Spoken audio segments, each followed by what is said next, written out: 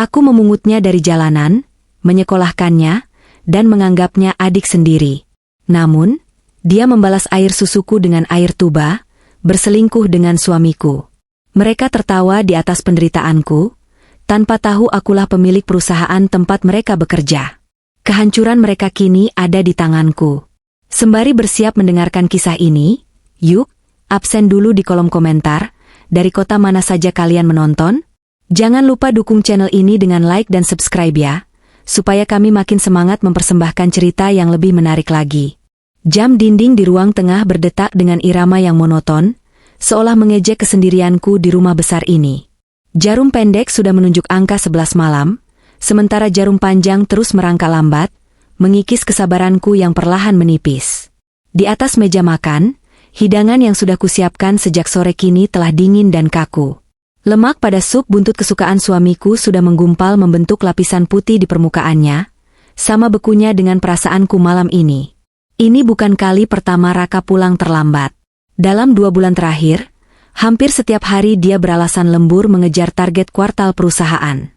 Aku menarik napas panjang, berusaha menekan rasa curiga yang mulai merayap naik ke dada.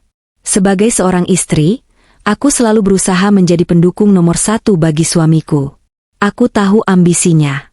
Raka adalah pria yang gila kerja, haus akan pengakuan, dan selalu ingin terlihat sempurna di mata atasan. Itulah yang membuatnya begitu bersemangat setiap pagi, dan pulang dengan wajah lelah setiap malam. Namun, entah mengapa, malam ini ada sesuatu yang berbeda. Firasatku tidak tenang. Rasanya seperti ada gumpalan awan mendung yang menggantung tepat di atas kepalaku, menunggu waktu untuk menumpahkan badai. Suara deru mesin mobil yang familiar, akhirnya terdengar memasuki halaman rumah. Aku bangkit dari sofa, merapikan daster Batwing yang kupakai, dan berjalan menuju pintu utama. Aku memasang senyum terbaikku, senyum seorang istri penurut yang siap menyambut suaminya pulang, betapapun lelahnya dia menunggu. Pintu terbuka, menampilkan sosok Raka yang terlihat kacau.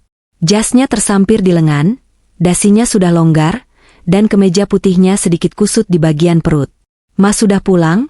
sapaku lembut sambil mengulurkan tangan untuk mengambil tas kerjanya. Raka hanya mengangguk singkat, menyerahkan tas itu tanpa menatap mataku. Dia langsung berjalan menuju sofa dan menghempaskan tubuhnya di sana sambil memijat pelipis. "Capek banget, Dek. Target bulan ini benar-benar gila. Direksi menuntut kenaikan omzet 200%. Aku rasanya mau pecah kepala ngurusin tim sales yang kerjanya lelet." Aku meletakkan tasnya di meja sudut dan berjalan menghampirinya. Dengan cekatan, aku duduk di sebelahnya dan mulai memijat bahunya yang terasa kaku. "Sabar ya, Mas. Namanya juga kerja ikut orang. Kalau Mas capek, istirahat dulu. Kamu mau makan?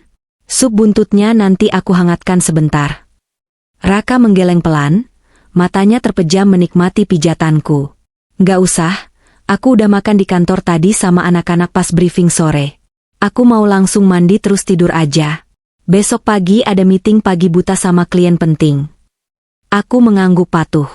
"Ya sudah, biar aku siapin air hangat buat mandi ya." Saat Raka bangkit dari sofa dan bergerak memelukku sekilas sebagai tanda terima kasih, saat itulah dunia seakan berhenti berputar bagiku. Hidungku yang peka menangkap aroma yang sangat asing. Itu bukan bau keringat ape khas orang yang seharian berkutat di ruang rapat, atau aroma AC kantor yang khas. Aroma yang menguar dari kemeja Raka adalah perpaduan aroma sabun mandi cair beraroma serai yang biasa dipakai di hotel-hotel berbintang, bercampur samar dengan parfum wanita yang manis dan menusuk. Wangi bunga melati dan vanila. Jantungku berdegup kencang. Tubuhku menegang dalam pelukannya. Raka yang tidak menyadari perubahanku segera melepaskan pelukan dan berjalan gontai menaiki tangga menuju kamar kami di lantai 2. Aku terpaku di ruang tengah, menatap punggung suamiku yang menjauh. Aroma itu masih tertinggal di indera penciumanku, seolah menempel dan menolak untuk pergi. Aku tahu persis sabun apa yang dipakai Raka di rumah. Aku juga tahu dia tidak pernah membawa sabun sendiri ke kantor. Kantornya memang memiliki fasilitas gym dan kamar mandi, tapi sabun yang disediakan di sana beraroma mint maskulin, bukan serai yang menenangkan seperti di spa atau hotel. Dan parfum itu jelas bukan parfumku. Aku tidak suka wangi vanila yang terlalu manis. Aku lebih suka wangi musk atau kayu-kayuan yang elegan. Siapa wanita yang memakai parfum semenyengat itu dan berada cukup dekat dengan suamiku hingga baunya menempel di kemejanya? Aku berjalan pelan menuju dapur untuk membereskan makanan yang tak tersentuh. Mungkin Raka tidak sengaja bersenggolan dengan klien wanita? Atau mungkin dia memang meeting di lobi hotel dan aromanya menempel? Tapi sabun mandi itu? Apakah dia mandi di hotel? Pikiranku tiba-tiba melompat pada sosok Siska. Gadis yang sudah kuanggap seperti adik kandungku sendiri. Ingatanku mundur ke 5 tahun yang lalu. Saat itu hujan turun sangat deras. Aku melihat seorang gadis muda berteduh di depan ruko kosong, dengan pakaian basah kuyup dan wajah pucat pasi. Dia baru saja diusir dari kontrakan karena tidak mampu membayar sewa. Namanya Siska. Karena iba melihat nasibnya yang sebatang kara, aku membawanya pulang. Aku memberinya makan, membelikannya pakaian layak, bahkan membiayai kuliah manajemennya hingga lulus. Siska adalah gadis yang manis, penurut, dan cerdas. Dia selalu memanggilku, Kak Hana, dengan nada manja. Saat dia lulus dengan nilai cum laude, dia menangis di pelukanku, bingung harus mencari kerja di mana. Saat itulah, aku melakukan intervensi diam-diam. Tanpa sepengetahuan Raka ataupun Siska, aku menghubungi orang kepercayaanku di perusahaan. Perusahaan yang sebenarnya adalah milikku, warisan dari mendiang ayahku yang sengaja kurahasiakan dari Raka. Aku meminta agar Siska diterima bekerja di sana, dan ditempatkan sebagai asisten pribadi Raka. Tujuanku saat itu sangat mulia dan naif. Aku ingin Raka memiliki asisten yang bisa dipercaya, seseorang yang setia pada keluarga kami, seseorang yang bisa membantunya meniti karir tanpa rasa khawatir akan ditusuk dari belakang. Aku berpikir, dengan adanya Siska di samping Raka, suamiku akan lebih terbantu. Siska tahu utang budinya padaku, dan Raka adalah suamiku. Kombinasi yang kupikir sempurna. Siska. Gumamku lirih di dapur yang sunyi. Tidak mungkin Siska, kan? Dia anak baik. Dia selalu melaporkan jadwal Raka padaku. Dia sering mampir ke rumah membawakanku martabak, atau sekadar menemani aku mengobrol saat Raka dinas luar kota. Dia selalu bersikap sopan pada Raka, memanggilnya, Pak Raka, dengan nada hormat yang kental. Tapi malam ini, keraguan itu tumbuh seperti benalu yang menjalar cepat. Setelah mematikan lampu lantai bawah, aku menyusul Raka ke kamar. Di sana, dia sudah terlelap, mendengkur halus karena kelelahan. Pakaian kotornya tergeletak sembarangan di lantai dekat keranjang cucian. Aku memungut kemeja putih itu. Sekali lagi, aku mendekatkannya ke hidung. Baunya semakin jelas. Aroma perselingkuhan yang dibungkus rapi dengan alasan lembur. Air mataku menetes tanpa bisa kutahan. Rasanya sakit sekali. Bukan hanya karena dugaan Raka bermain api, tapi karena aku merasa begitu bodoh. Aku adalah wanita yang memegang kendali atas ribuan karyawan di perusahaanku, tapi di rumahku sendiri, aku seperti orang buta yang tidak tahu apa yang terjadi di depan mataku. Aku menatap wajah Raka yang damai dalam tidurnya. Wajah pria yang dulu berjanji akan membahagiakanku, pria yang kucintai meski dia berasal dari keluarga sederhana, pria yang karirnya kudongkrak diam-diam dari balik layar. Malam itu, aku tidak bisa tidur, firasat seorang istri jarang sekali salah. Dan firasatku mengatakan bahwa badai itu sudah datang, menghantam fondasi rumah tanggaku tanpa ampun. Aku berjanji pada diriku sendiri, besok pagi, aku tidak akan lagi menjadi istri yang hanya dia menunggu. Aku akan mencari kebenaran, betapapun menyakitkannya itu. Jika benar ada pengkhianatan, aku harus tahu siapa pelakunya. Pagi hari datang dengan suasana yang canggung, setidaknya bagiku. Raka bangun dengan tergesa-gesa, mengeluh kesiangan karena alarm ponselnya tidak berbunyi, atau mungkin dia yang mematikannya tanpa sadar. Aku sudah bangun jauh lebih awal. Mataku bengkak karena kurang tidur, tapi kututupi dengan sedikit bedak dan senyum palsu yang kaku. Aku menyiapkan sarapan roti panggang dan kopi hitam, menu praktis yang bisa dia telan cepat sebelum berangkat. Sayang, dasi abu-abuku mana? Teriaknya dari kamar. Sudah aku siapkan di atas kasur. Mas, jawabku dari meja makan, suaraku terdengar tenang meski hatiku bergejolak. Raka turun dengan penampilan rapi, wangi parfum maskulinnya yang biasa kini mendominasi, menutupi jejak aroma asing semalam. Dia meneguk kopinya dalam sekali habis, lalu mengecup keningku sekilas. Ciuman itu terasa hambar, seperti sebuah kewajiban rutin tanpa rasa. Aku berangkat ya. Hari ini mungkin pulang telat lagi. Jangan tunggu aku makan malam, oke? Lembur lagi, Mas? Tanyaku, menatap matanya dalam-dalam. Raka tidak berani membalas tatapanku. Dia sibuk memasang jam tangannya. Iya, biasalah. Proyek besar yang kemarin aku ceritain itu loh. Kliennya rewel banget. Minta revisi proposal terus. Pusing aku. Siska juga ikut lembur, pancingku. Gerakan tangan Raka terhenti sepersekian detik. Sangat singkat, tapi cukup bagiku untuk menangkapnya. Ya pastilah. Dia kan asistenku. Kalau aku lembur, dia juga harus standby buat catat notulen dan siapin berkas. Kasihan sih sebenarnya, tapi mau gimana lagi, tuntutan kerjaan. Oh ya, kasihan Siska. Nanti aku coba telepon dia deh. Siapa tahu butuh dikirimin makanan. Ujarku datar. Enggak usah. Raka menjawab terlalu cepat. Nadanya sedikit panik. Dia berdehem untuk menetralkan suaranya. Maksudku, enggak usah repot-repot. Dek, di kantor kan banyak makanan. Lagian kita bakal sibuk banget. Takutnya telepon kamu malah ganggu konsentrasi. Udah ya, aku jalan dulu. Raka pergi dengan langkah lebar, seolah ingin segera lari dari interogasi halisku.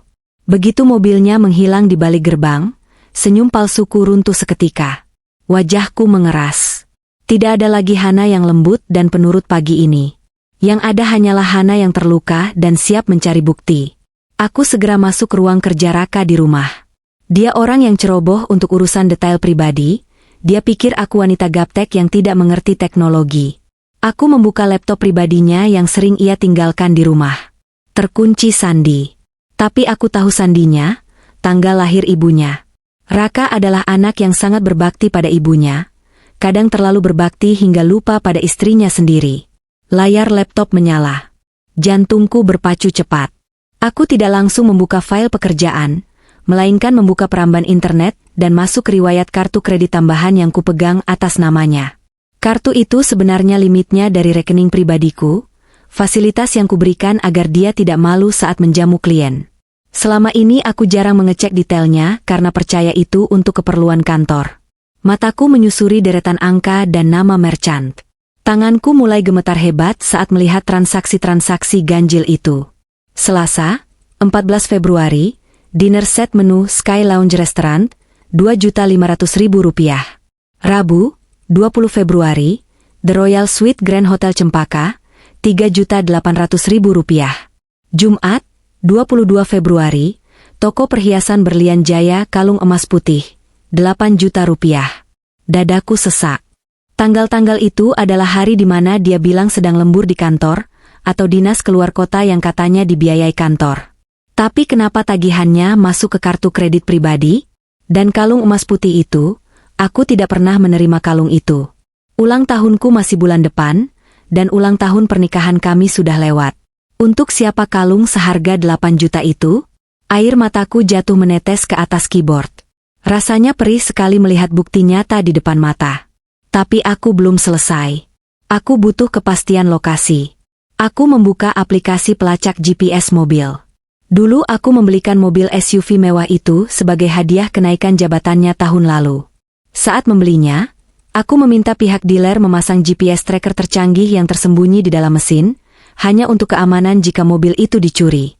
Aku tidak pernah menyangka akan menggunakannya untuk melacak suamiku sendiri. Aplikasi terbuka. Titik merah berkedip di layar peta. Posisi mobil, basement Grand Hotel Cempaka. Waktu, sekarang. Kantor Raka ada di kawasan Sudirman, sedangkan hotel itu ada di Kuningan. Jaraknya cukup jauh. Dan ini masih jam kerja pagi. Apa yang dia lakukan di hotel jam segini? Dengan tangan gemetar, aku meraih ponselku. Aku mencari nama kontak, Siska, di sana. Aku menekan tombol panggil. Nada sambung terdengar panjang. Sekali, 2 kali, 3 kali. Halo, selamat pagi Kak Hana. Suara Siska terdengar renyah dan ceria di seberang sana. Tidak ada nada bersalah sedikit pun. Aku menarik napas, berusaha menstabilkan suaraku agar tidak terdengar seperti orang yang sedang menahan tangis. Pagi, Siska. Maaf ya kakak ganggu jam kerjanya. Kamu lagi sibuk banget ya? Enggak kok, Kak. Biasa aja. Ini lagi bantuin Pak Raka siapin bahan presentasi buat nanti siang. Kenapa? Kak, ada yang bisa Siska bantu? Jawabnya lancar. Terlalu lancar. Oh, lagi sama Bapak ya? Di ruangan Bapak? Tanyaku memancing. Iya, Kak. Ini kita lagi di ruangan Bapak. Lagi review data penjualan. Bapak lagi serius banget nih melototin laptop. Hei, Siska terkekeh kecil. Suaranya terdengar sangat meyakinkan. Jika aku tidak melihat titik GPS itu, aku pasti akan percaya. Hati aku hancur berkeping-keping. Siska, gadis yang kutolong dari kelaparan, gadis yang kuanggap adik, kini bersekongkol membohongiku dengan begitu fasih. Dia berbohong tepat di telingaku tanpa rasa segan. Oh gitu. Syukurlah kalau kerjaannya lancar, kataku dengan suara yang mulai serak. Kakak cuma mau nitip pesen. Tolong ingetin Bapak minum vitaminnya ya. Tadi pagi lupa diminum. Siap, Kak Hana. Nanti Siska sampaikan. Kak Hana jangan khawatir ya. Para keaman kok sama Siska di sini. Siska jagain terus. Ucapnya manis. Kata-kata, Siska jagain terus. Terdengar seperti ejekan yang menyakitkan di telingaku. Makasih ya, SIS. Kamu memang bisa diandalkan. Tutupku, lalu mematikan sambungan telepon. Aku melempar ponselku ke sofa. Tubuhku merosot ke lantai, bersandar pada kaki meja kerja. Tangisku pecah dalam kesunyian rumah yang besar. Mereka berdua, suamiku dan adik angkatku, mereka sedang bersama di hotel itu sekarang. Bohong soal meeting, bohong soal lembur, bohong soal kantor. Mereka menikmati waktu berdua menggunakan uangku, fasilitas yang kuberikan, dan kepercayaan yang kutanam. Rasa sakit itu perlahan berubah menjadi kemarahan yang membara. Aku menghapus air mataku dengan kasar. Aku bukan wanita lemah yang hanya bisa menangis di pojokan saat dikhianati. Aku adalah pemilik perusahaan tempat mereka bernaung. Aku yang memberi mereka makan. Nikmatilah waktu kalian selagi bisa. Raka, Siska, desisku pelan. Karena sebentar lagi, panggung sandiwara ini akan kuruntuhkan menimpa kepala kalian. Aku mengambil ponselku kembali, tapi kali ini bukan untuk menelepon mereka. Aku menelepon Pak Darmawan, kepala HRD perusahaan sekaligus orang kepercayaan almarhum ayahku yang memegang rahasia identitasku.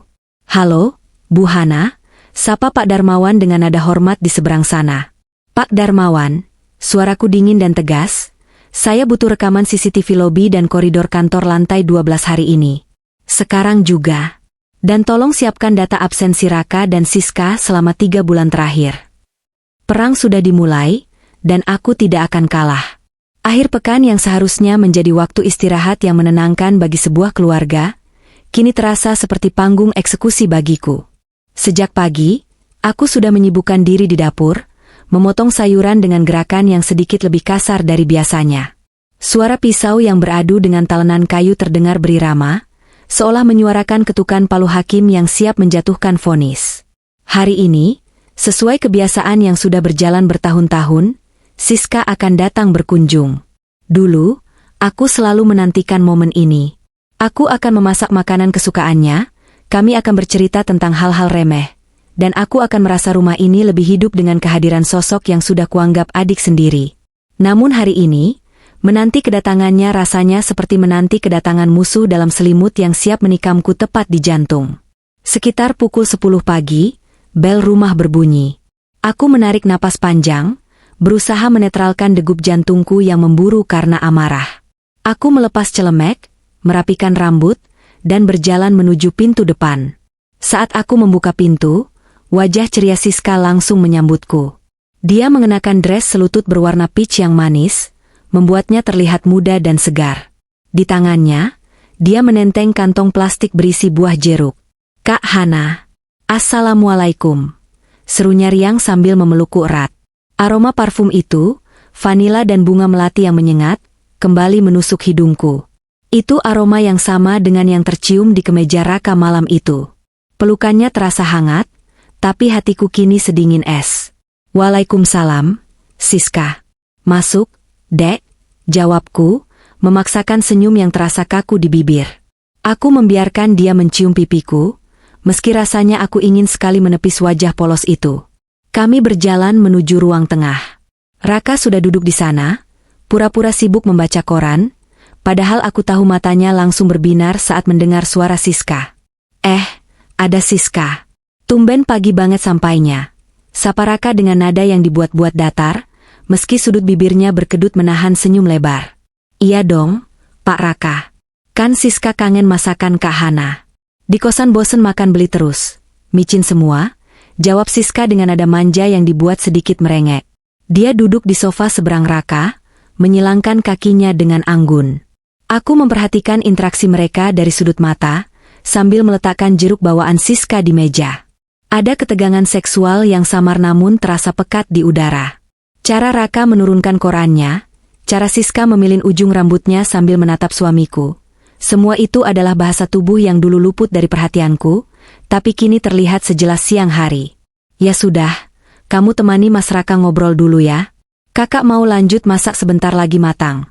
Ujarku, sengaja meninggalkan mereka berdua untuk menguji seberapa berani mereka bermain api di rumahku. Aku kembali ke dapur, tapi tidak benar-benar memasak. Aku berdiri di balik dinding penyekat yang memiliki celah ventilasi, mengintip ke arah ruang tengah. Pemandangan yang kulihat membuat darahku mendidih. Raka meletakkan korannya dan condong ke depan, berbisik sesuatu sambil tertawa kecil. Siska memukul lengan Raka pelan, pukulan main-main yang genit, lalu tertawa renyah. Tangan Raka kemudian bergerak cepat, menyentuh lutut Siska sekilas, seolah membersihkan debu, padahal matanya menatap tajam ke arah paha gadis itu. Sabar ya, sayang, samar-samar aku mendengar suara Raka berbisik. Aku meremas kain lap di tanganku, hingga buku-buku jariku memutih. Betapa menjijikannya mereka. Di rumahku, di atas sofa yang kubeli dengan uangku, mereka berani bersandiwara seolah aku adalah orang bodoh yang tidak tahu apa-apa. Aku kembali fokus pada masakan, membanting bumbu ke dalam wajan dengan emosi yang meluap. Gurame asam manis dan sayur lodeh, menu favorit mereka berdua, hari ini kumasak dengan bumbu tambahan, rasa sakit hati. Saat makan siang tiba, sandiwara itu berlanjut ke meja makan. Raka duduk di kepala meja, aku di sisi kanannya, dan Siska di sisi kirinya. Posisi yang seolah menegaskan bahwa ada dua wanita dalam hidup Raka. Masakan Kak Hana emang gak ada duanya deh, puji Siska sambil menyendok kuah lodeh. Kalau Siska si boro-boro bisa masak begini. Sibuk di kantor bikin Siska cuma sempat masak air. Hei. Raka tertawa menanggapi celotehan itu. Ya wajar dong, SIS. Kamu kan wanita karir. Waktumu habis buat mikirin strategi perusahaan, buat bantu saya handle klien. Gak kayak Hana. Raka melirikku sekilas dengan tatapan meremehkan. Hana kan emang tugasnya di rumah. Kalau dia gak bisa masak enak, ya kebangetan. Seharian cuma di rumah, gak mikirin target, gak pusing dikejar deadline. Kalimat itu meluncur mulus dari mulut suamiku, menghantam harga diriku tanpa ampun. Dia membandingkanku dengan selingkuhannya tepat di depan wajahku. Dia memuji Siska sebagai wanita karir yang cerdas, dan merendahkanku seolah aku hanyalah pembantu yang tidak memiliki otak. Padahal, dia lupa siapa yang memberinya posisi itu. Dia lupa bahwa strategi perusahaan yang sering dia banggakan itu adalah hasil revisi diam-diam yang kulakukan lewat sekretarisku agar dia tidak dipecat karena ketidakbecusannya. Wanita karir itu hebat ya, Mas, timpaku pelan sambil mengaduk nasiku, berusaha menahan getar dalam suaraku. Tapi menjadi ibu rumah tangga juga pekerjaan yang berat. Loh, mengatur keuangan, memastikan rumah nyaman. Ah, bedalah, Dek, potong Raka cepat, nadanya tidak sabar. Tingkat stresnya beda. Kamu salah masak, paling cuma keasinan. Kalau Siska salah input data, perusahaan bisa rugi miliaran. Tanggung jawabnya itu loh, besar banget. Untung Siska ini pintar, cekatan. Jarang ada lulusan baru yang secerdas dia. Raka menatap Siska dengan tatapan memuja. Siska tersipu malu, menunduk sambil tersenyum simpul. Ah, Bapak bisa aja. Ini juga berkat bimbingan Bapak kok. Siska kan cuma ngikutin arahan. Tiba-tiba, mataku menangkap kilauan dari leher Siska. Sebuah kalung emas putih dengan liontin kecil berbentuk hati yang elegan. Kalung itu persis dengan foto yang kulihat di tagihan kartu kredit Raka. 8 juta rupiah. Uang yang seharusnya bisa digunakan untuk merenovasi atap garasi yang bocor, justru melingkar manis di leher wanita yang mengkhianatiku. Kalung baru, Dek? Tanyaku, suaraku sedikit meninggi, membuat mereka berdua tersentak. Siska refleks memegang lehernya, wajahnya sedikit pucat. Dia melirik Raka dengan gugup. Iya, Kak. Ini kado dari teman. Teman? Tanyaku lagi, menatapnya tajam. Teman cowok? Bagus banget lo modelnya. Pasti mahal.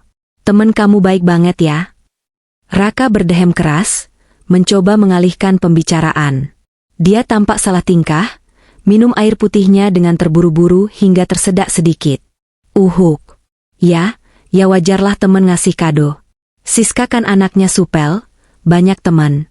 Udah jangan bahas kalung, makanannya keburu dingin. Iya, Kak. Cuma kado biasa kok. KW super kayaknya. Sahut Siska cepat, berusaha menutupi nilai asli barang itu. Aku tersenyum miring. Oh, KW ya? Padahal kelihatannya asli. Berkilau banget. Suasana meja makan menjadi hening dan canggung. Hanya terdengar denting sendok dan garpu. Di bawah meja, aku sengaja menjatuhkan serbetku. Saat aku menunduk untuk mengambilnya, duniaku runtuh sekali lagi. Aku melihat kaki Raka yang tanpa alas kaki sedang mengelus betis Siska. Dan Siska tidak menolaknya, dia justru menjepit kaki Raka dengan kakinya. Aku kembali duduk tegak dengan napas tertahan. Mual. Rasanya aku ingin memuntahkan semua makanan ini ke wajah mereka. Betapa hebatnya mereka bermain peran. Di atas meja, mereka bicara soal pekerjaan dan profesionalisme. Di bawah meja, mereka saling meraba seperti binatang. Oh iya, Han, ujar Raka tiba-tiba setelah menghabiskan makanannya, mencoba mencairkan suasana beku yang kubuat. Minggu depan aku bakal sibuk banget. Persiapan RUPS. Kamu jangan banyak nuntut waktu ya. Aku harus fokus. Ini momen penentuan karierku. Oh ya? Tanyaku datar. Iya.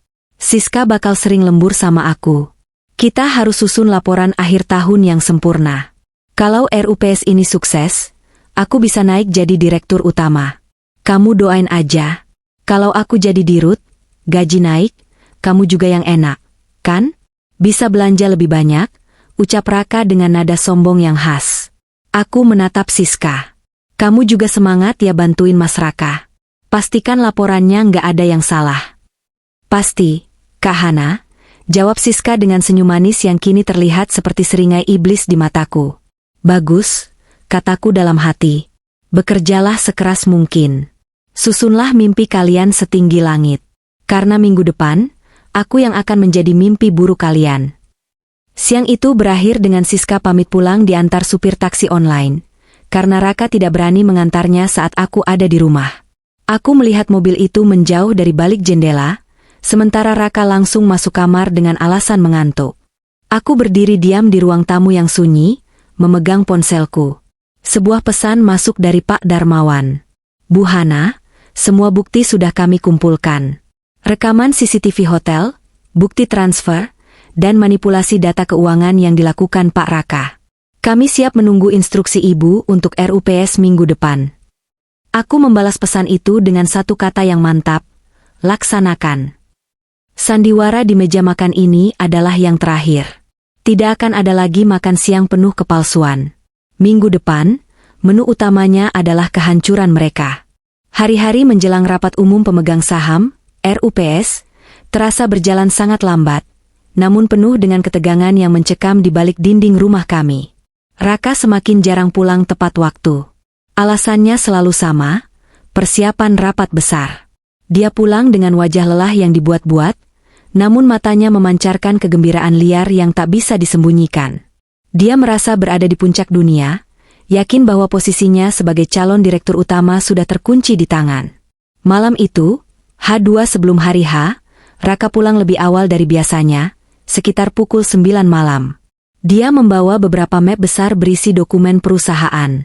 Dengan langkah angkuh, dia melempar jasnya ke sofa dan melonggarkan dasinya. "Dek, buatin kopi dong. Yang kental, jangan pakai gula." Perintahnya sambil duduk di ruang tengah, membuka-buka berkas dengan gaya sok sibuk. Aku menurut tanpa bantahan, membawa secangkir kopi hitam panas ke hadapannya. Kelihatannya serius banget. "Mas, semuanya lancar?" Raka menyesap kopinya lalu tersenyum lebar. Senyum penuh arogansi. "Lebih dari lancar. Presentasiku sudah sempurna." Siska benar-benar asisten yang hebat. Dia bikin grafik penjualannya jadi kelihatan fantastis. Aku yakin, dewan direksi bakal terpukau besok lusa. Apalagi kabarnya pemilik misterius itu bakal datang. "Pemilik misterius?" Tanyaku pura-pura bodoh, duduk di kursi yang agak jauh darinya. "Iya," Raka mengangguk antusias. "Kamu gak bakal ngerti dunia korporat, Han. Perusahaan tempatku kerja ini kan saham mayoritasnya dipegang sama satu orang misterius sejak pendiri lama meninggal. Selama ini dia cuma kirim perwakilan. Gak ada yang tahu siapa dia, laki-laki atau perempuan, tua atau muda. Tapi desas-desusnya, dia bakal muncul di RUPS kali ini buat nentuin jajaran direksi baru. Aku harus tampil prima. Ini kesempatan emasku buat cari muka langsung ke Ouna." Aku menahan senyum sinis yang nyaris terukir di bibirku. Betapa ironisnya. Dia ingin cari muka pada pemilik perusahaan yang setiap hari dia rendahkan di rumahnya sendiri, yang setiap malam dia tipu mentah-mentah. "Oh, gitu ya Mas. Wah, hebat dong kalau Mas bisa ketemu langsung. Kira-kira orangnya kayak gimana ya?" Pancingku. "Paling bapak-bapak tua yang kaku, atau mungkin anak muda pewaris tahta yang manja dan gak tahu apa-apa soal bisnis," cibir Raka dengan nada meremehkan. "Orang-orang kayak gitu biasanya cuma modal duit warisan. Beda sama aku yang ngerintis karir dari bawah dengan keringat sendiri. Makanya aku yakin bisa setir dia nanti. Asal presentasiku bagus, dia pasti ngangguk-ngangguk aja kayak kerbau dicocok hidung." Tanganku terkepal di atas pangkuan. "Kerbau dicocok hidung," katanya. "Lihat saja siapa yang nanti akan diseret keluar seperti kerbau. Mas yakin banget ya bakal kepilih jadi dirut?" "100% yakin," seru Raka sambil menepuk dadanya. "Sainganku cuma Pak Hartono, si tua bangka yang kerjanya lelet itu. Dia nggak punya visi. Sementara aku bawa inovasi. Aku bawa semangat muda. Dan yang paling penting, aku udah amankan angka-angka di laporan keuangan biar kelihatan profit kita naik gila-gilaan. Padahal aslinya sih stagnan, tapi itu urusan belakangan. Yang penting jabatan dulu di tangan." Pengakuan itu meluncur begitu saja dari mulutnya. Raka benar-benar merasa aman di rumah ini, menganggapku istri bodoh yang tidak akan mengerti implikasi hukum dari mengamankan angka. Tanpa dia sadari, ponselku yang tergeletak terbalik di atas meja sedang dalam mode perekam suara. Pengakuannya tentang manipulasi laporan keuangan ini akan menjadi paku terakhir di peti matinya.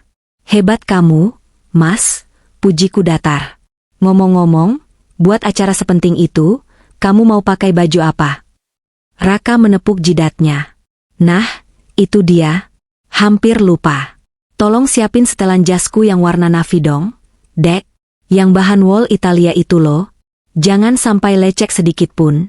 Terus pilihin dasi yang warnanya bold, merah marun atau biru elektrik. Aku harus kelihatan dominan, berwibawa, dan mahal." "Setelan yang aku belikan bulan lalu itu?" tanyaku memastikan. "Iya, yang itu. Untung kamu belinya pas lagi diskon kan? Kualitasnya lumayan lah buat ukuran selera kamu," jawabnya, lagi-lagi menyisipkan hinaan. Padahal setelan itu kubeli di butik langganan ayahku di Singapura dengan harga puluhan juta, bukan barang diskonan. Aku sengaja membuang label harganya sebelum kuberikan padanya agar egonya tidak terluka, karena dibelikan barang mahal oleh istri. Tapi ternyata, kebaikanku justru dijadikan bahan ejekan. "Baik, nanti aku siapkan. Sepatunya juga mau disemir sekalian?" "Iya dong. Semuanya harus kinclong." "Oh ya, Han?"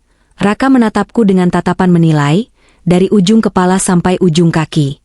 "Besok lusa pas hari H, kamu gak usah sok-sokan kirim bekal atau chat nanyain kabar ya. Jangan bikin malu. Aku bakal duduk semeja sama orang-orang top. Aku nggak mau image profesional aku rusak gara-gara gangguan urusan rumah tangga. Aku ngerti, Mas.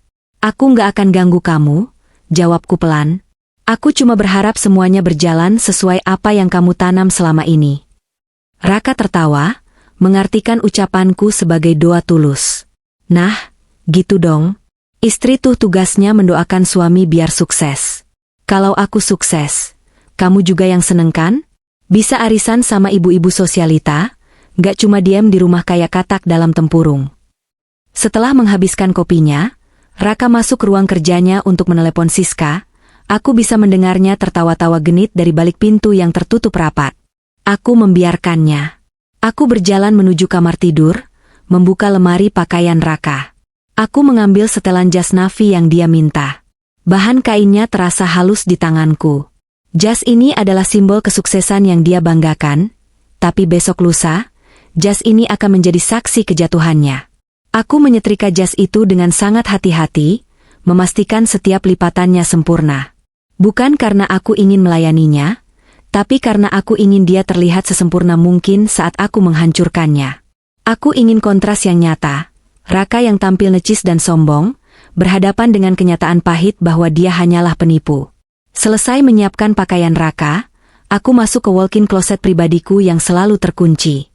Raka tidak pernah boleh masuk ke sini dengan alasan ini area privasi wanitaku. Di dalamnya, tersimpan koleksi pakaian kerjaku yang sesungguhnya. Pakaian warisan dari masa ketika aku masih aktif membantu ayah, dan pakaian baru yang kubeli diam-diam. Aku memilih sebuah dress formal berwarna hitam pekat dengan potongan tegas, dipadu dengan blazer putih yang elegan. Penampilan seorang pemimpin. Aku membuka brankas kecil di sudut lemari, mengeluarkan berkas-berkas asli kepemilikan saham perusahaan. Namaku tertulis jelas di sana, Hana Anindya, pemegang saham utama. Selama 5 tahun pernikahan ini, aku menyembunyikan identitas ini demi cinta. Aku ingin dicintai apa adanya, bukan karena hartaku. Tapi Raka dan Siska telah membuktikan bahwa cinta tulus itu tidak ada harganya bagi mereka. Ponselku bergetar lagi. Kali ini telepon dari sekretaris pribadiku, Karina. Halo, Bu Hana. Maaf mengganggu malam-malam, suara Karina terdengar tegas dan profesional. Tidak apa-apa, Karina. Bagaimana persiapannya? Tanyaku sambil menatap bayanganku di cermin. Tatapan mataku dingin, tak ada lagi jejak air mata. Semua sudah siap, Bu. Undangan untuk pemilik perusahaan sudah kami konfirmasi kehadirannya. Ruangan VVIP sudah disiapkan. Tim keamanan juga sudah saya briefing untuk mengantisipasi keributan jika Pak Raka bertindak agresif saat pemecatan nanti. Bagus, jawabku singkat. Pastikan proyektor di ruang rapat utama berfungsi dengan baik. Saya ingin videonya terlihat jelas sampai ke pori-pori mereka. Siap, Bu. Oh ya, satu lagi. Tim audit internal baru saja menemukan bukti tambahan. Ternyata Siska juga memalsukan reimbursemen perjalanan dinas. Dia mengklaim biaya tiket pesawat untuk perjalanan yang sebenarnya tidak pernah ada. Uangnya masuk rekening pribadi. Aku tertawa kecil, tawa yang kering dan hampa. Rakus sekali mereka. Mengambil uang perusahaan untuk membiayai perselingkuhan, lalu mengklaim biaya palsu lagi untuk menutupi jejak. Mereka benar-benar pasangan yang serasi dalam kejahatan. Besok akan menjadi hari yang panjang, Bu. Ibu yakin kuat menghadapi ini sendirian? Tanya Karina dengan nada khawatir. Aku tidak sendirian, Karina. Aku punya kebenaran di pihakku. Dan aku punya kamu serta Pak Darmawan. Besok, pastikan pintu masuk utama dijaga. Saat aku datang, aku tidak mau ada satu orang pun yang menghalangi jalan. Baik, Bu. Sampai jumpa di kantor. Aku menutup telepon dan kembali menatap jas Navi Raka yang tergantung gagah di luar lemari. Besok, Raka akan berangkat dengan penuh percaya diri, merasa dirinya raja. Dia tidak tahu bahwa ratu yang sebenarnya sudah bangun dari tidurnya, dan siap mengambil kembali mahkotanya. Malam itu, aku tidur dengan nyenyak untuk pertama kalinya dalam seminggu.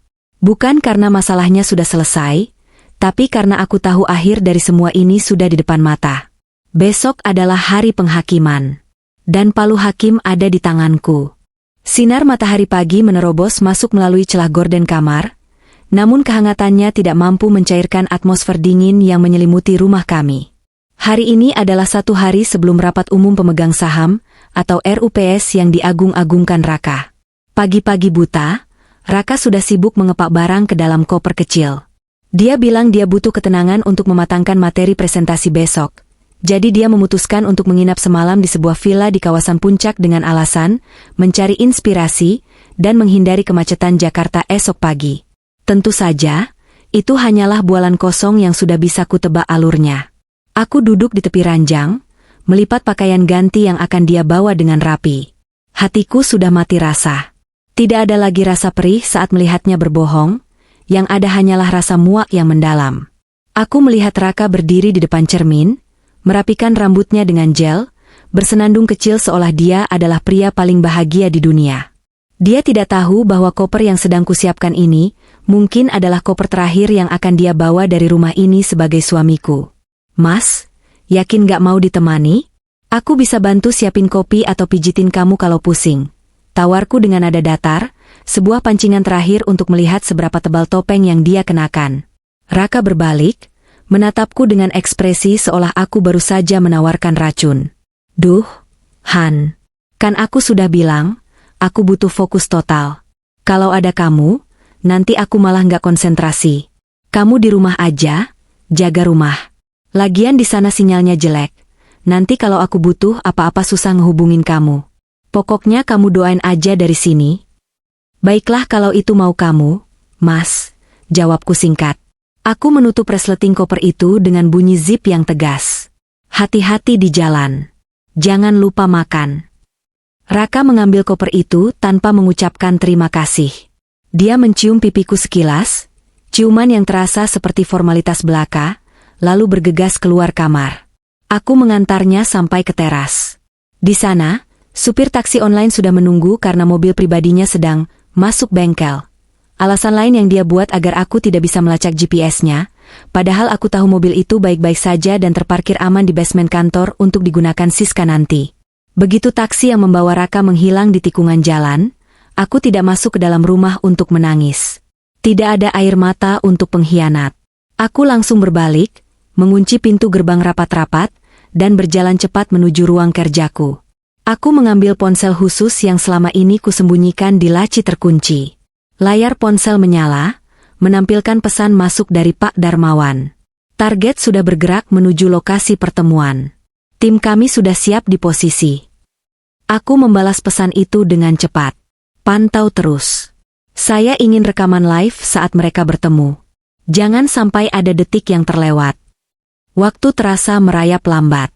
Aku menghabiskan siang itu dengan duduk di depan laptop di ruang kerjaku, memantau pergerakan saham perusahaanku yang stabil, kontras dengan kehidupan pribadiku yang sedang di ujung tanduk. Sekitar pukul 2 siang, notifikasi masuk ke laptopku.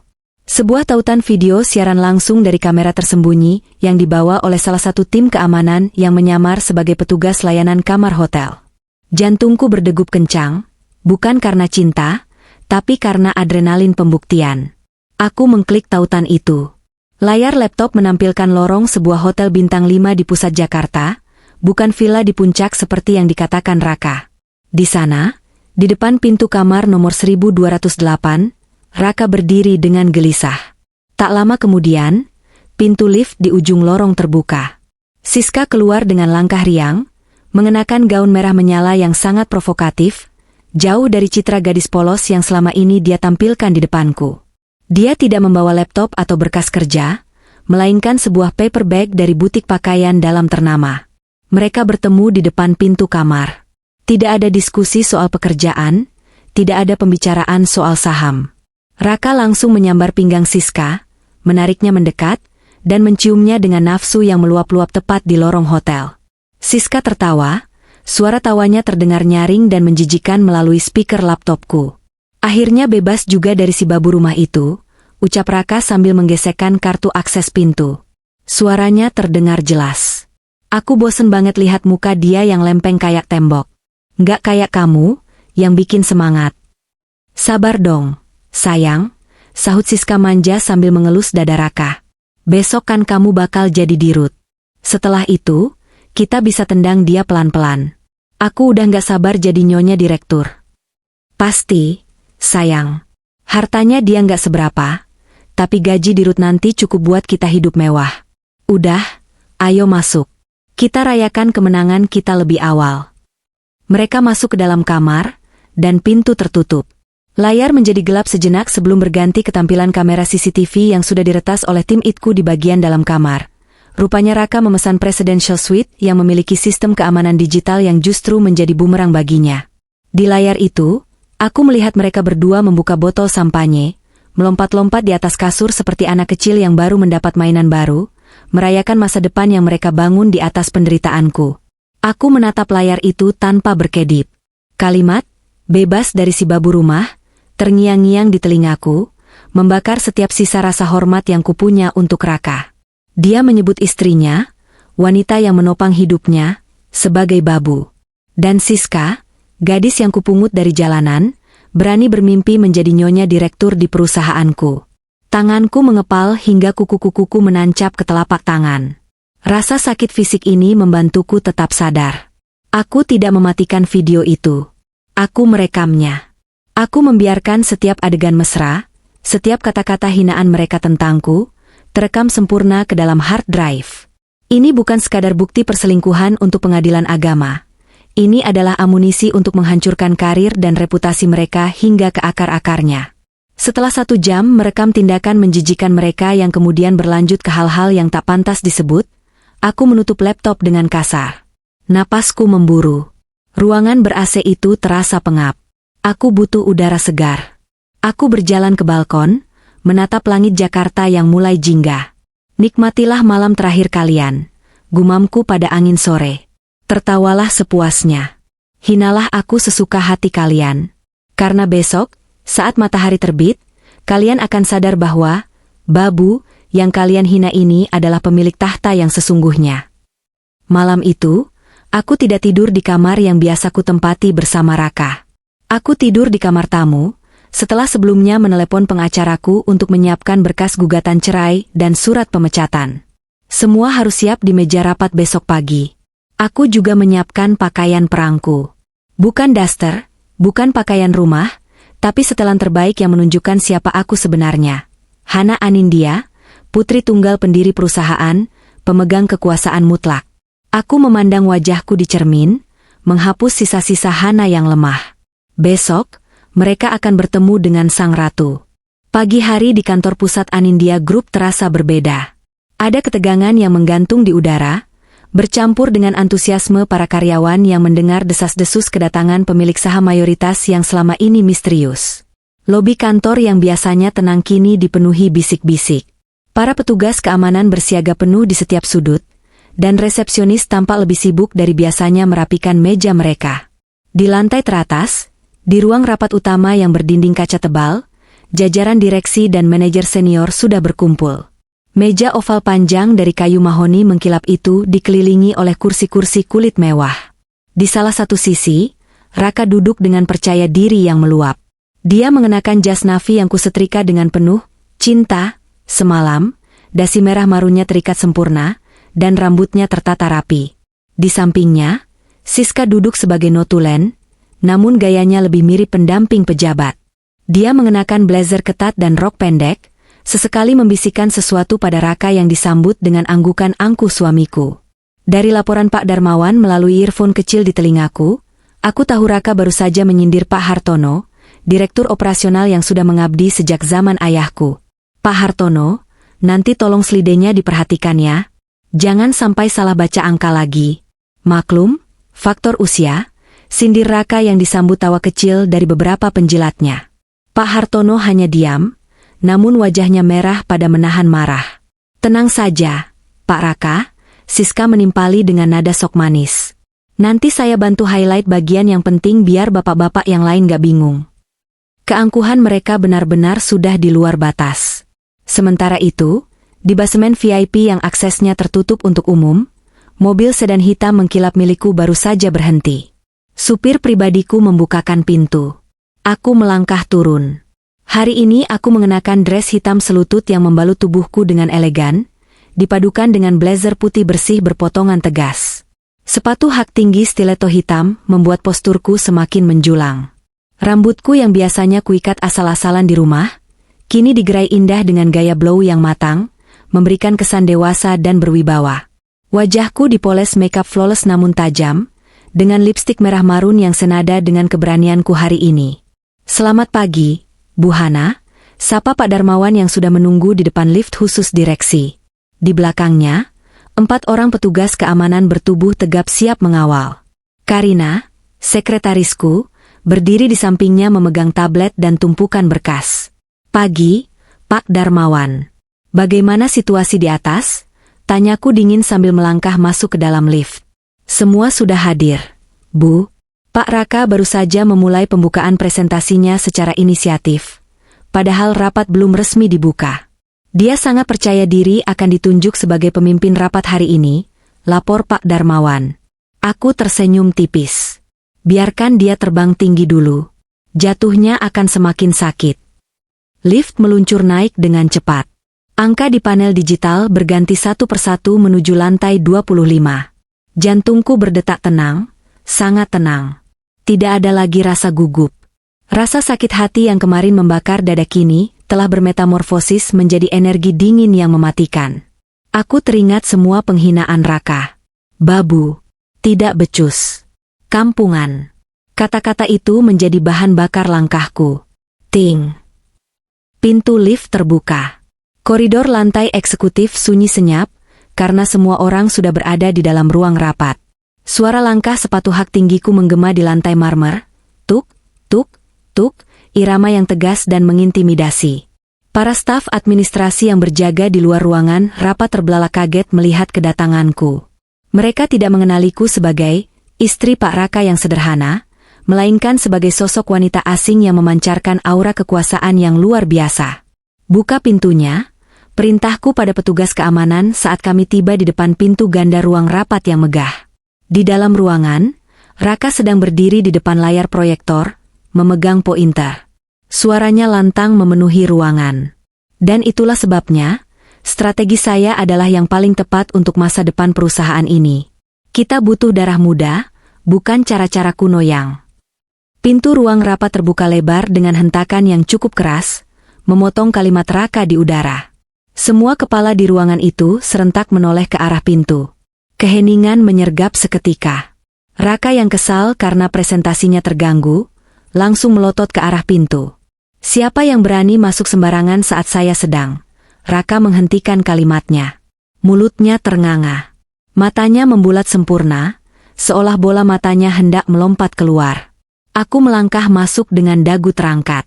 Langkahku pelan namun pasti, membelah ruangan menuju kursi utama di ujung meja yang selama ini dikosongkan untuk pemilik saham.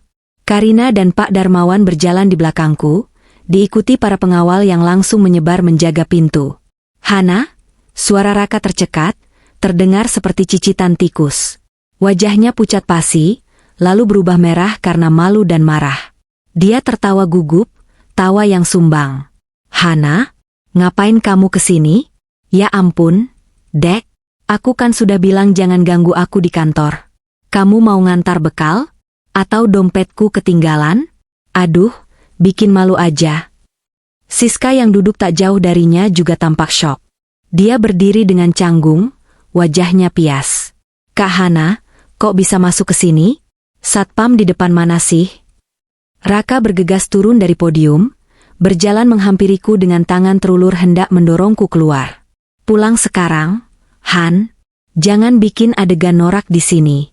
Ini rapat direksi, bukan arisan RT. Nanti kita bicara di rumah." Bentaknya setengah berbisik, namun cukup keras untuk didengar orang-orang di barisan depan. Aku tidak berhenti. Aku menatap lurus ke matanya, tatapan yang belum pernah dia lihat sebelumnya. Tatapan seorang atasan kepada bawahan yang membangkang. Saat tangan Raka hampir menyentuh bahuku, salah satu pengawalku dengan sigap menepis tangannya dengan kasar. "Jangan sentuh Ibu Hana," bentak pengawal itu dengan suara menggelegar. Raka terlonjak kaget, memegangi tangannya yang ditepis. "Heh, kamu siapa berani kasar sama saya? Saya calon direktur utama di sini. Usir wanita gila ini." Aku mengabaikan Raka sepenuhnya. Aku terus berjalan melewati dia, aroma parfum mahalku menguar, menenggelamkan bau keringat dingin yang mulai keluar dari tubuh suamiku. Aku sampai di ujung meja, di kursi kebesaran yang terbuat dari kulit hitam. Aku memutar kursi itu menghadap ke arah hadirin yang masih terpaku, lalu duduk dengan anggun, menyilangkan kaki, dan meletakkan kedua tanganku di atas meja. Selamat pagi, Bapak dan Ibu sekalian. Suaraku tenang namun bergema, penuh otoritas. Maaf atas keterlambatan saya. Silakan duduk kembali. Hadirin saling pandang, bingung. Pak Hartono, yang mengenali wajahku karena kemiripanku dengan almarhum ayah, tiba-tiba berdiri dan membungkuk hormat. Selamat datang, Bu Hana. Raka yang masih berdiri di tengah ruangan tampak seperti orang linglung. Dia menatapku, lalu menatap Pak Hartono, lalu kembali menatapku. Pak Hartono, Bapak ngapain hormat sama istri saya? Dia cuma ibu rumah tangga. Dia nggak ngerti apa-apa soal bisnis. Raka berbalik padaku, urat lehernya menonjol. Hana, turun dari kursi itu. Itu kursi keramat milik pemilik perusahaan. Kamu lancang sekali. Aku tersenyum miring, menatapnya dengan rasa kasihan yang bercampur jijik. Aku menoleh pada Karina. Karina, tolong bacakan surat keputusan pengangkatan direksi dan struktur kepemilikan saham terbaru. Karina maju selangkah, membuka map yang dia bawa. Baik, Bu. Berdasarkan Akta Notaris nomor 45 tanggal 15 Januari tahun ini, dan surat wasiat pendiri perusahaan, diumumkan bahwa pemegang saham tunggal mayoritas sebesar 85% dari PT Anindya Group adalah Ibu Hana Anindya, putri kandung dari Bapak Anindya Wijaya. Ruangan itu meledak dengan suara kaget tertahan. Apa? Teriak Raka dan Siska bersamaan. Lutut Raka tampak goyah, dia harus berpegangan pada pinggiran meja agar tidak ambruk. Wajah Siska sudah seputih kertas. Nggak mungkin. Desis Raka, menggelengkan kepalanya seperti orang gila. Ini pasti prank. Hana, kamu ngerjain aku kan? Kamu itu yatim piatu miskin yang aku nikahi karena kasihan. Mana mungkin kamu pemilik perusahaan ini? Duduklah, karyawan Raka, perintahku tajam, memotong racaunya. Atau kamu lebih suka digeret keluar oleh keamanan sebelum presentasimu selesai? Raka terhuyung mundur, jatuh terduduk di kursi terdekat. Matanya kosong menatapku. Dia seolah melihat hantu. Sosok istri penurut yang selama ini dia injak-injak, kini duduk di singgasana tertinggi, memegang palu kehidupannya. Silakan lanjutkan presentasimu, kataku santai sambil memberi isyarat tangan. Saya dengar kamu punya strategi hebat untuk menaikkan omzet. Saya, sebagai pemilik perusahaan yang kamu sebut, Babu, tadi malam di hotel, sangat ingin mendengarnya. Raka membeku.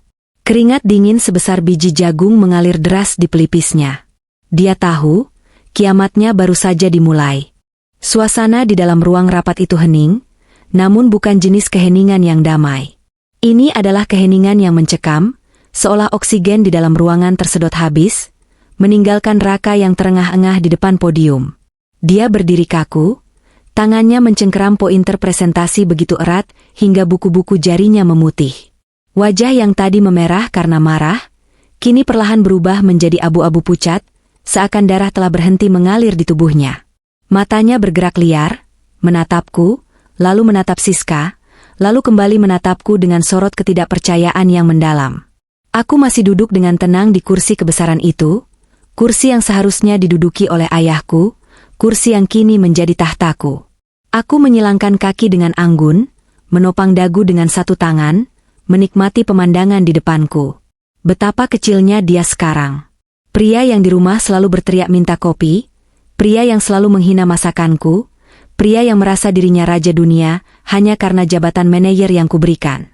Kini, di hadapanku, sang pemilik, dia tak lebih dari seekor semut yang sadar bahwa dia akan segera diinjak. Kenapa diam, Raka? Tanyaku, memecah keheningan dengan suara yang lembut namun menusuk. Tadi suaramu lantang sekali saat membicarakan strategi masa depan. Kenapa sekarang bisu? Lanjutkan. Saya, sebagai pemilik saham mayoritas, sangat ingin mendengar bagaimana kamu akan membawa perusahaan saya menuju kesuksesan. Raka menelan ludah dengan susah payah. Jakunnya bergerak naik turun. Dia membuka mulut, tapi tidak ada suara yang keluar. Dia mencoba berdehem, membersihkan tenggorokannya yang mungkin terasa seperti tercekik kawat berduri. "Hana, maksudku, Bu Hana." Suaranya gemetar, pecah dan sembar. Dia mencoba tersenyum, tapi yang tercipta adalah seringai aneh yang menyedihkan. Ini kejutan yang luar biasa. Saya tidak menyangka kalau istrimu yang, Babu, ini ternyata bosmu, potongku cepat.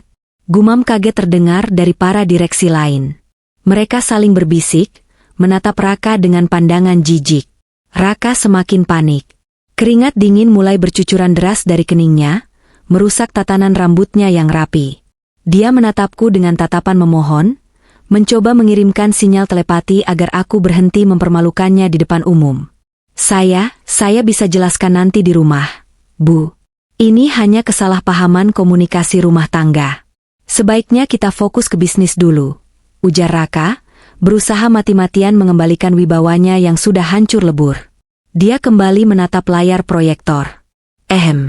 Jadi, seperti yang saya katakan tadi, strategi penjualan kuartal ini cukup. Kataku datar. Satu kata itu sudah cukup membuat Raka terdiam lagi. Aku memberi isyarat pada Karina.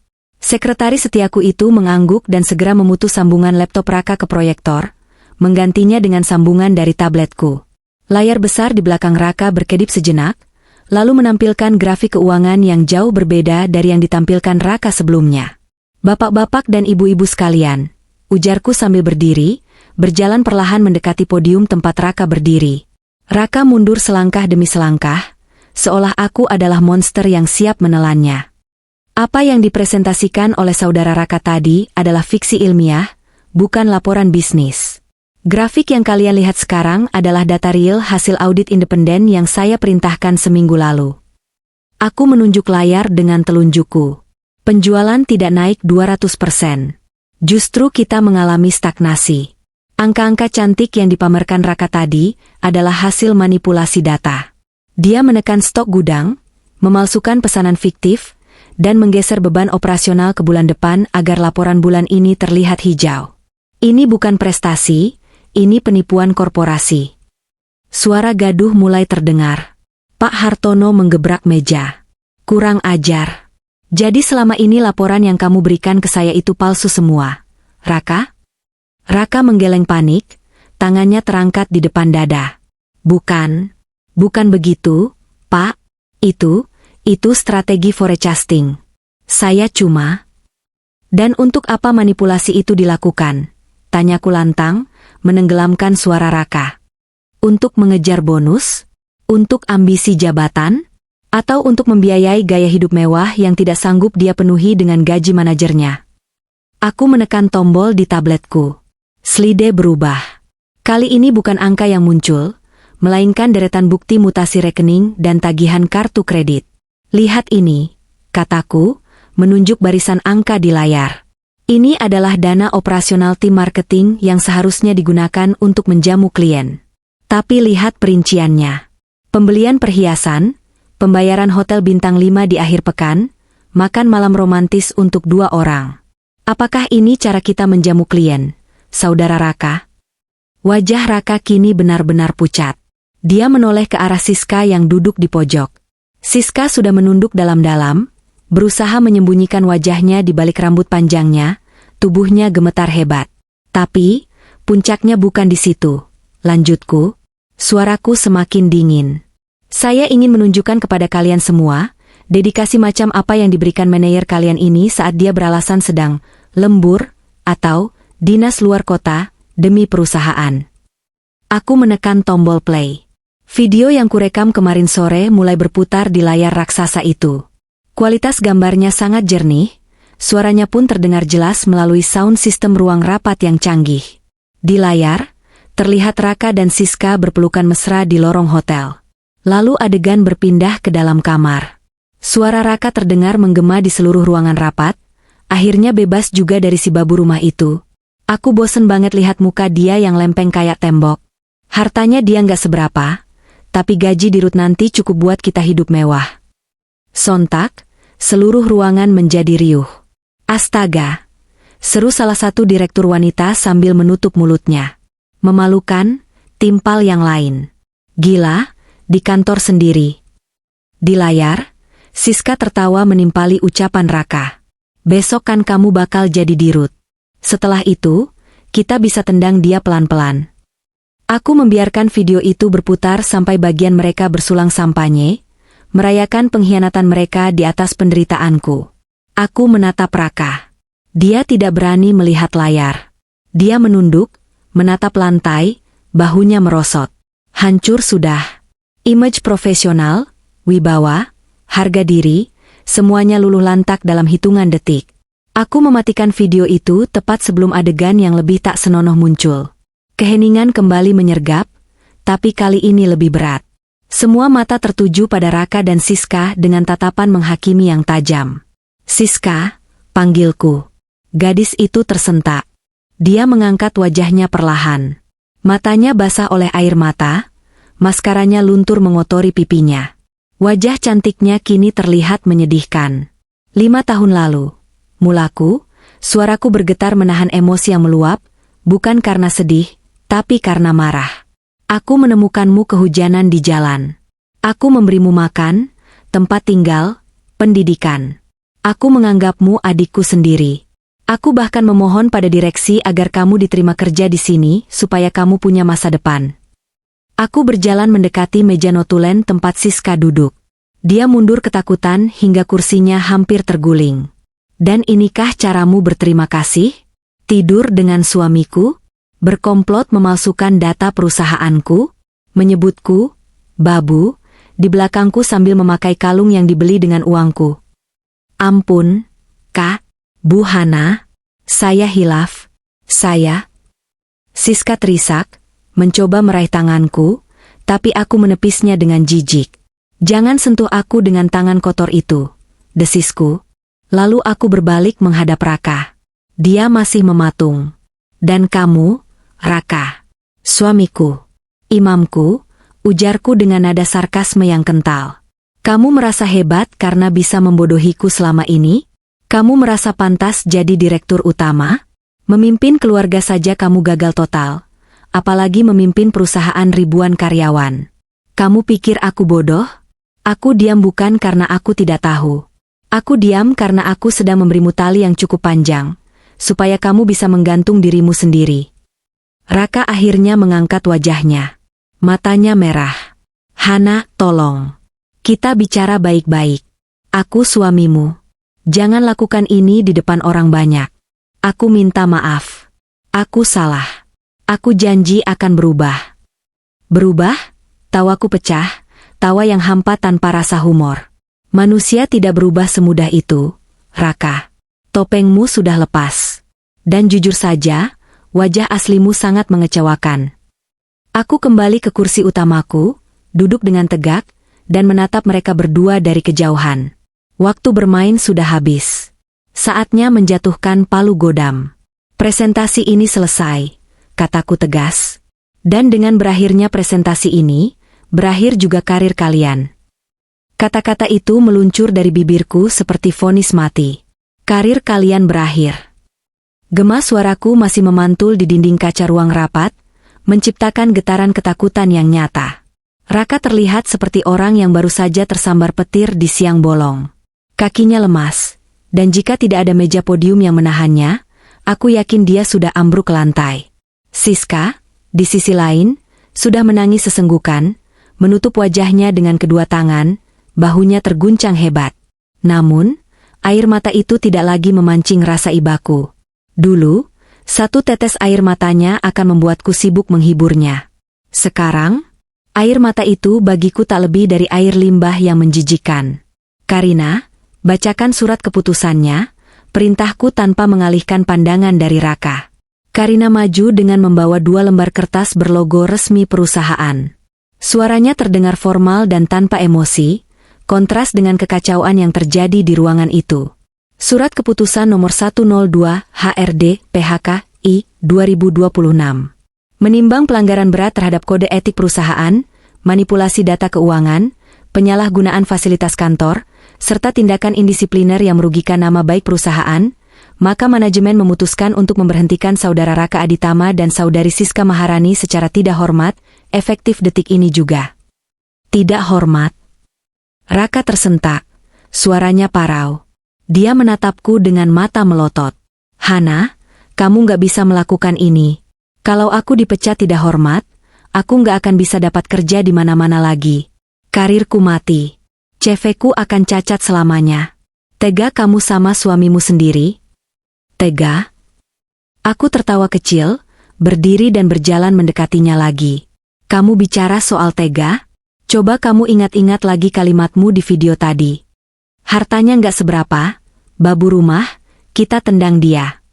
Siapa yang lebih dulu tega? Raka? Kamu yang berniat membuangku setelah merampokku, atau aku yang hanya mengambil kembali apa yang memang milikku? Itu cuma omongan emosi sesaat. Dek, sumpah. Aku cuma terpengaruh Siska. Raka tiba-tiba menunjuk Siska dengan jarinya yang gemetar. Dia yang goda aku duluan. Dia yang selalu manas-manasin aku buat ambil uang kantor. Aku ini korban, Han. Aku dijebak. Siska sontak mengangkat kepalanya. Matanya terbelalak kaget mendengar tuduhan itu. Pak Raka? Kok Bapak bicara begitu? Bapak yang janjiin Siska kemewahan. Bapak yang bilang istri Bapak membosankan. Bapak yang ajak Siska ke hotel pertama kali. Diam kamu perempuan ular. Bentak Raka. Kalau bukan karena kamu yang gatel, aku nggak bakal begini. Hana, percaya sama aku, Dek. Aku hilaf. Aku masih cinta sama kamu. Tolong, cabut surat itu. Jangan pecat aku. Turunin jabatan nggak apa-apa, jadi staf biasa juga nggak apa-apa, asal jangan dipecat tidak hormat. Kita mulai lagi dari nol ya. Raka mencoba meraih tanganku, berlutut di kakiku di depan semua orang. Pemandangan yang sangat menyedihkan. Seorang pria yang sejam lalu merasa dirinya calon raja, kini berlutut mengemis di kaki wanita yang dia rendahkan. Aku menatap puncak kepalanya dengan tatapan kosong. Tidak ada rasa cinta yang tersisa. Yang ada hanyalah rasa lelah yang luar biasa. Berdiri, Raka, kataku dingin. Jangan mempermalukan dirimu lebih jauh lagi. Aku memberi isyarat pada petugas keamanan. 4 orang berbadan tegap langsung maju. 2 orang mencengkeram lengan Raka, menyeretnya berdiri. 2 orang lagi mendatangi Siska yang histeris. 1 hal lagi, tambahku sebelum mereka diseret keluar. Tim legal perusahaan sedang memproses dugaan penggelapan dana yang kalian lakukan. Kalian tidak hanya dipecat, tapi kalian harus mengembalikan semua uang perusahaan yang kalian pakai untuk bersenang-senang, atau penjara menanti. Nikmatilah sisa harimu. Hana, jangan begini, aku suamimu. Hana ah. Teriak Raka menggema saat dia diseret paksa keluar dari ruang rapat. Siska menjerit-jerit memanggil namaku, memohon ampun, tapi suaranya perlahan menghilang saat pintu ganda tertutup rapat. Ruang rapat kembali hening. Aku menarik napas panjang, lalu menghembuskannya perlahan. Beban berat di dadaku terasa sedikit terangkat. Aku menatap para direksi yang masih terpaku. Rapat hari ini saya ambil alih, kataku, kembali ke mode profesional. Kita akan bersih-bersih total. Saya tidak mentolerir ketidakjujuran di perusahaan ini. Pak Hartono, Anda saya tunjuk sebagai pejabat sementara direktur utama sampai kita menemukan kandidat yang tepat. Dan pastikan kandidat itu memiliki moral, bukan hanya ambisi. Siap, Bu Hana. Terima kasih atas kepercayaannya, jawab Pak Hartono dengan nada hormat yang tulus. Setelah rapat selesai, aku tidak membuang waktu. Aku segera meninggalkan kantor, membiarkan tim HRD dan legal mengurus sisa kekacauan administrasi Raka dan Siska. Tujuanku sekarang adalah satu, rumah. Tempat yang seharusnya menjadi istanaku, tapi telah dinodai oleh pengkhianatan mereka. Aku tiba di rumah 1 jam kemudian. Suasana rumah sepi. Pembantu harian belum datang. Aku masuk ke dalam, dan untuk pertama kalinya, aku merasa asing di rumahku sendiri. Setiap sudut mengingatkanku pada kebohongan Raka. Sofa tempat dia duduk sambil pura-pura lelah, meja makan tempat mereka bersandiwara, dapur tempat aku memasak untuk pengkhianat. Cukup, gumamku. Aku menelepon layanan jasa pindahan dan tukang kunci yang sudah kujadwalkan sebelumnya. Dalam waktu singkat, rumahku dipenuhi orang-orang yang bekerja atas perintahku. Keluarkan semua barang-barang pria yang ada di lemari utama dan ruang kerja. Perintahku pada para pekerja. Semuanya. Baju, sepatu, berkas, laptop, bahkan sikat giginya. Masukkan ke dalam kardus atau plastik sampah, lalu taruh di depan pagar. Baik, Bu, jawab mereka serempak. Aku juga memerintahkan tukang kunci untuk mengganti semua silinder kunci pintu. Pintu depan, pintu samping, pintu kamar, hingga pintu gerbang. Aku ingin memastikan bahwa kunci yang dipegang Raka tidak akan pernah bisa membuka akses ke hidupku lagi. Sambil menunggu mereka bekerja, aku masuk ke kamar tidur. Aku melihat foto pernikahan kami yang besar tergantung di dinding di atas tempat tidur. Di foto itu, kami tersenyum bahagia. Raka terlihat gagah, aku terlihat penuh harap. Dulu, aku pikir itu adalah awal dari dongeng bahagia selamanya. Ternyata, itu hanyalah awal dari sebuah lelucon tragis. Aku menurunkan bingkai foto itu. Seberat kenangan yang dibawanya. Tanpa ragu, aku menjatuhkannya ke lantai. Prang! Kaca bingkai itu pecah berantakan. Aku memungut foto itu, merobeknya menjadi dua bagian tepat di tengah, memisahkan sosokku dari sosok Raka. Aku melempar potongan gambar Raka ke tempat sampah. Rasanya melegakan. Sangat melegakan. Sore harinya, pekerjaan selesai. Tumpukan kardus dan kantong plastik hitam berisi barang-barang Raka menggunung di trotoar luar pagar. Pintu gerbang terkunci rapat dengan gembok baru yang mengkilap. Aku berdiri di balkon lantai 2, memegang secangkir teh hangat, menatap ke jalanan. Menunggu babak terakhir. Tak lama kemudian, sebuah taksi berhenti di depan rumah. Raka turun dengan penampilan yang sangat kacau. Jas mahalnya sudah kusut, dasinya hilang, kancing kemejanya terbuka berantakan. Wajahnya suram. Dia tidak punya uang untuk naik kendaraan pribadi, karena aku sudah memblokir semua akses kartu kredit tambahannya, dan mobil dinasnya sudah disita di kantor. Dia berlari ke arah gerbang, mencoba memasukkan kuncinya. Tentu saja tidak bisa. Dia mengguncang-guncang pagar dengan frustrasi. Hana, buka. Ini rumahku. Buka pintunya, teriaknya seperti orang gila. Dia kemudian melihat tumpukan barang-barang di sampingnya. Dia mengenali koper dan baju-bajunya yang terbungkus plastik sampah. Wajahnya berubah horor. Apa-apaan ini? Hana, kamu gak berhak mengusirku. Ini harta Gonogini. Aku menaruh cangkir tehku di meja balkon dan melangkah mendekati pagar pembatas. Aku menatapnya dari atas. Posisi kami kini menegaskan status kami. Aku di atas, dia di bawah. Harta Gonogini? Tanyaku dengan suara yang cukup keras agar dia mendengar. Rumah ini warisan ayahku. Namanya atas namaku, jauh sebelum kita menikah. Kamu tidak punya hak 1 sentimeter pun di sini. Barang-barangmu sudah di luar. Ambil dan pergilah. Kamu jahat, Han. Kamu istri durhaka. Aku tuntut kamu. Ancam Raka, tapi suaranya terdengar putus asa. Sebuah mobil lain berhenti. Siska turun dari ojek online. Dia juga terlihat berantakan. Dia datang mungkin berharap Raka masih bisa menampungnya. Tapi melihat Raka yang mengamuk di luar pagar dan barang-barang yang berserakan, Siska langsung mengerti situasinya. Dia hanya berdiri mematung di pinggir jalan, menangis pelan. Raka, panggilku. Di dalam tumpukan kardus itu, ada amplop coklat dari pengacaraku. Itu surat gugatan cerai. Tanda tangani secepatnya kalau kamu ingin proses ini cepat selesai. Dan jangan coba-coba menghubungiku lagi. Semua komunikasi lewat pengacara. Hana, tolong. Aku nggak punya tempat tinggal. Aku nggak punya uang. Rekeningku dibekukan kantor. Raka mulai menangis lagi, merosot di depan pagar, memeluk plastik sampah berisi bajunya. Izinkan aku masuk malam ini aja. Aku mohon. Harusnya kamu pikirkan itu sebelum kamu check-in di hotel dengan uangku. Jawabku dingin. Pergilah ke hotel itu lagi. Oh lupa, kamu sudah nggak punya uang ya? Mungkin kamu bisa minta tolong, adik, kesayanganmu itu. Aku melirik Siska yang menunduk malu. Selamat tinggal, Raka. Semoga kamu belajar bahwa kesetiaan itu mahal harganya, dan kamu terlalu miskin moral untuk memilikinya. Aku berbalik, meninggalkan balkon, dan menutup pintu kaca geser dengan mantap.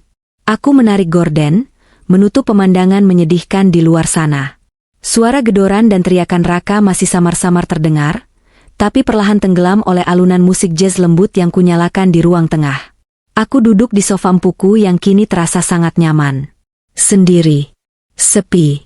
Tapi ini adalah sepi yang menenangkan. Tidak ada lagi kebohongan. Tidak ada lagi aroma parfum asing. Tidak ada lagi drama. Aku, Hana Anindya, kini bebas. Aku adalah pemilik hatiku sendiri, dan pemilik mutlak hidupku kembali.